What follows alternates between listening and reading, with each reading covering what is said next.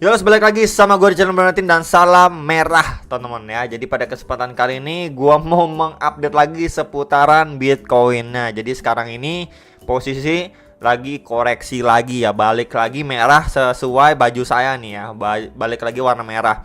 Jadi memang beberapa video lalu juga sudah saya sampaikan untuk berhati-hati dengan saya infokan beberapa target areanya yang bisa kalian pertimbangkan untuk melakukan cicil atau akumulasi di bear token gitu ya. Buat yang kalian yang sudah paham mengenai bear itu bagaimana dan sebagainya, waktu itu sempat saya bikinkan video penjelasannya dan contohnya ya. Jadi kemarin tuh ada beberapa yang nanyain ataupun komen gitu ya, bro tolong kasih arahan atau masukan lah kurang lebih bagaimana gitu ya. Jadi memang di video-video saya juga sebenarnya sudah saya kasih pendapat saya pribadi seperti apa. Balik lagi kalian maunya seperti apa ya. Balik lagi kan kalian yang memutuskan kan maunya seperti apa. Kalian harus lihat dulu dari segi teknikalnya, kemudian dari segi fundamentalnya. Nah baru kalian make decision atau ambil keputusan ya. Kalian mau beli bull atau bear. Kalau misalkan kalian mau cicil beli bear waktu Bitcoin di resist berapa gitu kan intinya seperti itu kalau misalkan melihat market secara keseluruhan.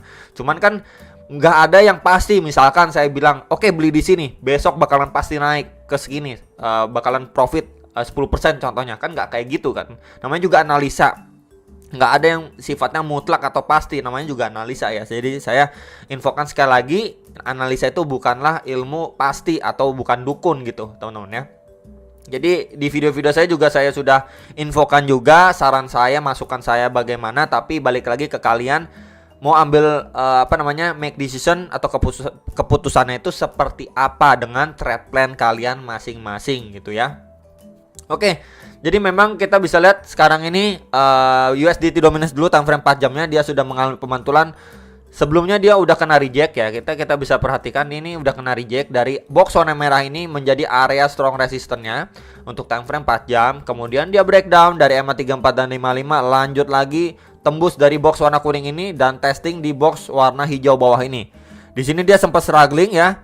Karena memang box warna kuning sebelumnya menjadi support. Ketika di breakdown ini pasti menjadi resistance, makanya dia agak struggling kan waktu mau nge-breakout. Dan sekarang ini dia udah berhasil breakout, bahkan ngelewatin EMA 34 dan 55. So next target pasti di box warna merah ini kembali, ini di kisaran 6,5 sampai 6,59%. Ya berarti kalau misalkan dia lanjut naik ke arah sini, untuk si Bitcoin akan lanjut melosor. Tapi kita bisa perhatikan dulu secara time frame 4 jamnya ya. Ketika memang ini drop, kemudian dia mengalami pemantulan, mampu breakout terhadap EMA 34 dan 55, dia ini retest lagi sebelum melanjutkan penguatannya.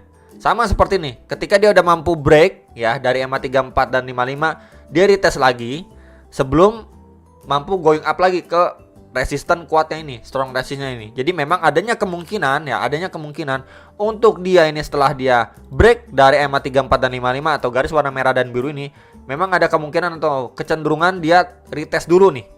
Ya, kalau misalkan dia retest dulu untuk jangka pendeknya, apa tuh artinya bro?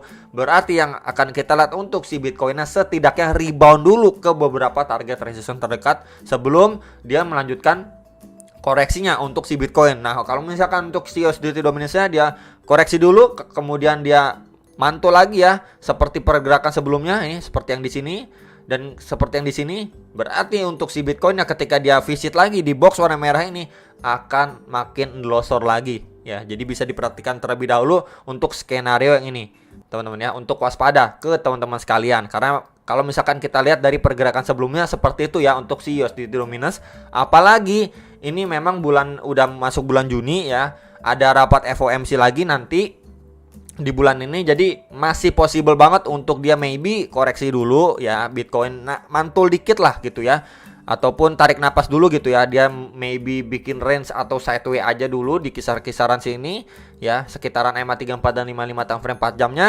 sebelum melanjutkan penguatannya kembali. Oke, jadi itu dulu yang perlu diperhatikan atau diwaspadai. Next ini untuk si Bitcoin dominance ya. Jadi memang dia udah beberapa kali ngetes di box warna merah bagian atas ini, cuman nggak bener-bener mampu break next target ke kisaran 47,6%-nya. Sekarang ini dia testing terhadap EMA 34 atau garis warna biru time frame 4 jamnya. Jadi secara overall dia cuman bermain di sini-sini aja. Cuman kalau misalkan kita lihat secara pattern time frame 4 jamnya ya, Sebentar, ini akan saya hapus-hapus dulu teman-teman ya. Oke. Nih untuk bagian atasnya teman-teman kita bisa pakai seperti ini, dan untuk trendline bawahnya atau supportnya kita bisa gunakan seperti ini. Nah ini terbentuk seperti yang namanya rising wedge pattern ya, atau bisa dibilang juga sebagai salah satu bearish pattern ya. Jadi bisa aja dia masih mantul sekali lagi teman-teman ya, mantul sekali lagi sebelum dia terbreakdown gitu ya. Terbreakdown ke kisar-kisaran ya, let's say ke kisaran 46 sampai 46,2% ya, kisar-kisaran area itu. Kenapa saya bilang seperti ini? Memang untuk rising wedge ini kecenderungannya biasanya ya, probabilitasnya itu lebih condong untuk dia breakdown. Ya kalau misalkan Bitcoin dominasi ini breakdown, so yang akan kita lihat untuk si altcoin itu dikasih napas terlebih dahulu, tapi dengan catatan si Bitcoin itu jangan didam gitu ya. Nah ini bisa nggak breakout? Bisa juga kalau misalkan dia mengalami percepatan tren, berarti dia bisa mampu ngelewatin ya, ataupun ya break dari trendline resistance ini, close candle di atasnya, kemudian dia maybe sideways dulu ya, membuat sebuah range dulu di sini sebelum bisa melanjutkan penguatannya kembali gitu ya. Jadi hal seperti ini tuh bisa ya kalau misalkan dia mengalami percepatan tren. Nah ini adalah skenario buruk untuk altcoinnya. Jadi memang kita lihat dulu reaksinya seperti apa teman-teman ya, untuk si Bitcoin dominance secara time frame 4 jamnya. Next ini untuk si Bitcoin secara daily time frame, yes dia memang sebelumnya sudah break ya, sudah break dari channel ini, kemudian dia testing terhadap EMA34 atau garis warna biru secara daily time frame. Di situ kita mendapati rejection ya, berupa tail candle satu, tail candle yang kedua juga, lalu yang ketiganya ini langsung bearish candle warna merah. Nah, jadi kemarin juga sudah saya sampaikan kalau memang si Bitcoin ini secara daily time frame mau melanjutkan penguatannya ke kisaran 34 ribuan dolar, at least dia harus close candle di atas EMA34 atau garis warna biru ya. Kemudian next candle-nya itu kita perlu yang namanya konfirmasi atau bullish candle dulu, bukan candle merah seperti ini ya. Kemarin juga sudah saya sampaikan, bukan setelah bullish candle udah close candle di atas seperti ini, nextnya bullish candle besar gini ya, ini bisa dibilang seperti false break ya. Jadi seperti itu yang kemarin juga sudah saya sampaikan. Nah ini aja kita bisa lihat dia aja belum mampu untuk close candle di atas garis warna biru nih atau EMA34 time frame daily.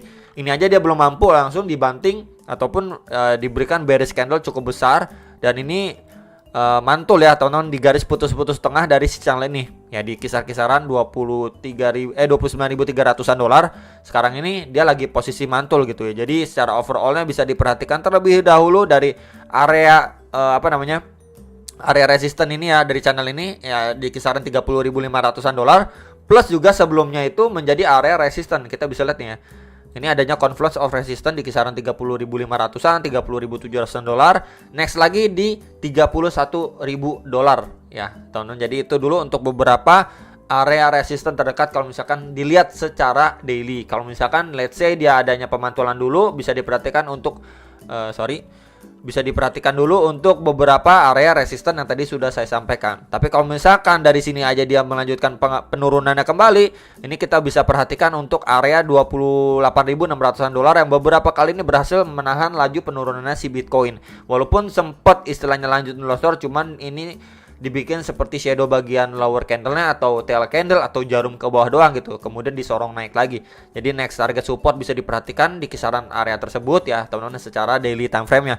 Tapi kalau misalkan area tersebut aja jebol juga, ini kita bisa pergunakan di lowest poin sebelumnya di sini di 26 Mei di kisaran 27.900-an, plus di sini juga dari trendline si channel ini teman-teman. Jadi pas banget ini bisa dipergunakan ya untuk secara daily-nya nih. Tuh, kurang lebihnya di sini teman-teman ya, bisa dipergunakan, oke. Ini secara daily time frame, dan juga untuk RSI-nya ini ketika dia nge-spike juga ya, dia testing di level 50-nya.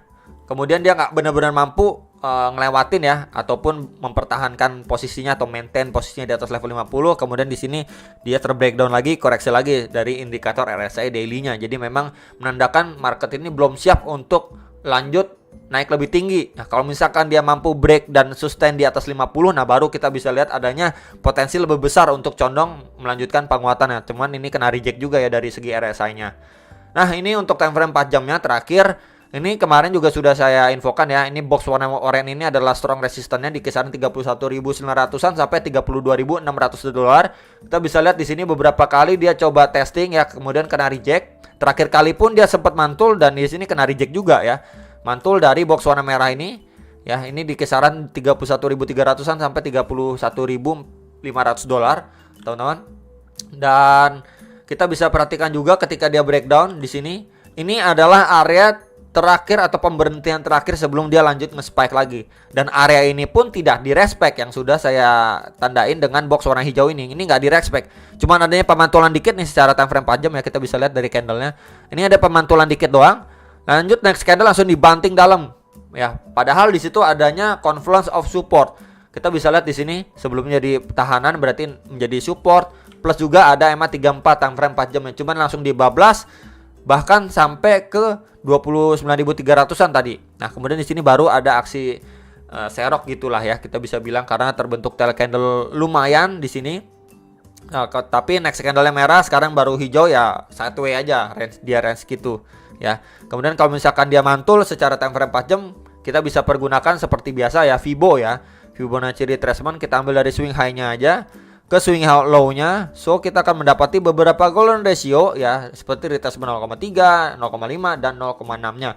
Ini di kisaran 30.400-an, ini di kisaran 30.400-an dolar, 30.850 dolar dan di 31.200-an dolar. Jadi memang ini ada beberapa golden ratio pas banget di sini aja adanya confluence ya, yang sebelumnya ini menjadi resisten yang di box warna hijau ini.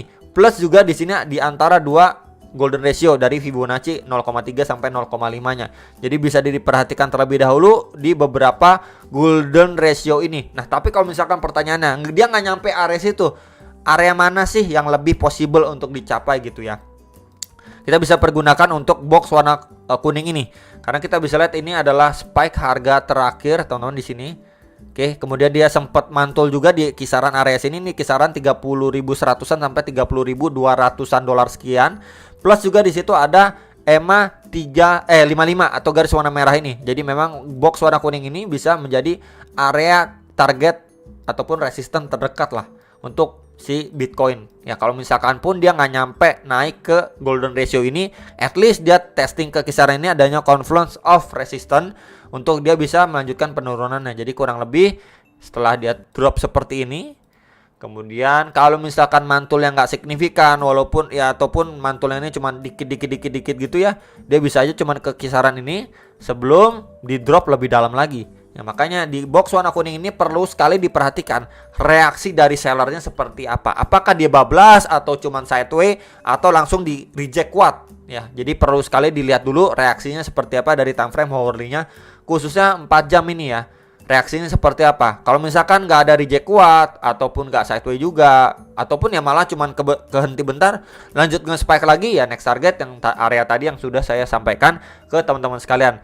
Jadi itu aja teman-teman yang bisa saya sampaikan ke beberapa area yang perlu sekali diperhatikan, yang mungkin kalian bisa cicil beli lagi bearnya atau transaksi kalian yang lain bisa kalian pertimbangkan gitu dengan fundamental yang ada yang kurang mendukung untuk market itu rebound sangat signifikan, itu masih kurang mendukung ya. Jadi memang bisa diperhatikan terlebih dahulu di antara beberapa area yang tadi sudah saya sampaikan yang menjadi target kenaikan dari si Bitcoin jangka pendeknya.